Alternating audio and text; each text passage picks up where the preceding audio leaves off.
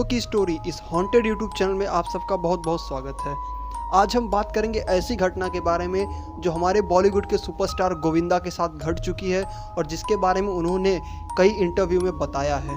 गोविंदा उस घटना के बारे में किसी से फिर बात नहीं करना चाहते हैं क्योंकि उस घटना को याद करते ही गोविंदा फिर से डर जाते हैं। ये हादसा गोविंदा के साथ एक शूटिंग के दौरान हुआ था जब वो मुंबई से कुछ दूर एक हिल स्टेशन पर शूटिंग के लिए गए हुए थे।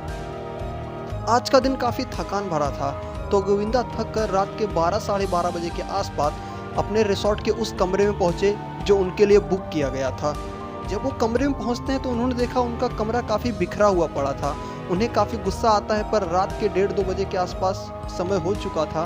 अब वो किससे कंप्लेन करने जाएं और अगले दिन शूटिंग में उनको और ज़्यादा काम करना था तो अगला दिन और स्ट्रेस भरा था।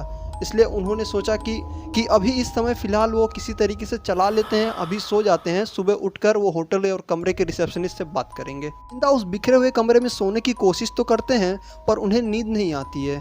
कुछ देर बाद वो फिर से सोने की कोशिश करते हैं और फिर से उन्हें नींद नहीं आती है। और आश्चर्य की बात है कि इस बार वो भगवान का नाम लेके सोने की कोशिश करते हैं और उन्हें गहरी नींद आ जाती है। और जैसे ही उन्हें नींद आती है उसके 20 से 25 मिनट बाद उनको अपने चेस्ट पे यानी कि छाती पे भार फील होने लगता है, वजन सा फील होने लगता है। और ये वजन धीरे धीरे समय के साथ बढ़ते ही जा रहा था। पहले तो उनको सांस लेने में तकलीफ होने लगी थी और जब वजन उनके काबू से बाहर हो गया तो उनकी नींद खुल जाती है। और नींद खुलते ही वो देखते हैं उनके चेस्ट पर एक औरत बैठी है जो कि बूढ़ी है, उसके बाल सफ़ेद हैं, उसके दांत बड़े बड़े हैं, उसका मुंह एक तरफ से सड़ा हुआ था।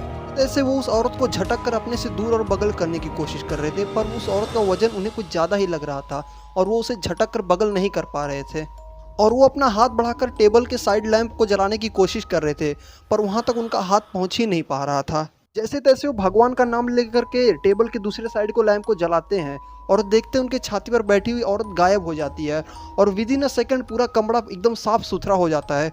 गोविंदा बुरी तरह डर जाते हैं। उसी समय उस होटल से बाहर निकलते हैं और अपनी गाड़ी पकड़कर सीधा मुंबई जाते हैं और अपने घर पर जाकर रिलैक्स करते हैं। के साथ घटी इस घटना को खुद उन्होंने एक इंटरव्यू में बताया है और आज भी अगर इस घटना के बारे में बात होती है तो गोविंदा इससे डर जाते हैं। गोविंदा के साथ घटी इस घटना के बाद गोविंदा उस हिल स्टेशन के होटल पे दोबारा फिर कभी नहीं गए हैं।